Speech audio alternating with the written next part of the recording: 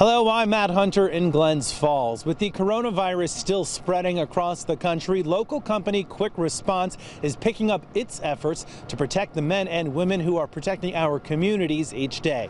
We're in the middle of the pandemic, so it tends to be everybody gets a little nervous. With widespread concern over the coronavirus, first responders like Jessica Gaffney have been taking extra steps to protect themselves. We're taking every precaution after every call we have. We clean our ambulance as well from top to bottom.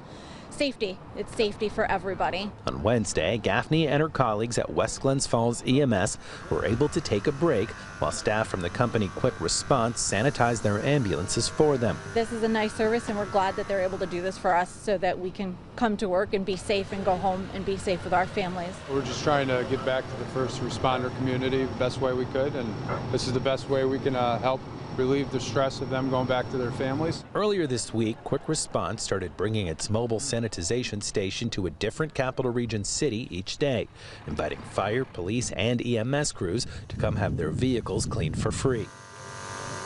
You have a high-tech electrostatic sprayer, which is better than just a pump sprayer manually wiping down a surface because it encapsulates the whole object that it hits. Quick Response CEO Vince Lorenzo says the company will continue to provide this service as long as the disease is still threatening lives. The stress of having to potentially bring a coronavirus positive back to their family, the fact that we can just take that stress off their plate is awesome for us. They've come in and taken care of us. They're taking care of everybody in the area, and it's just a wonderful thing.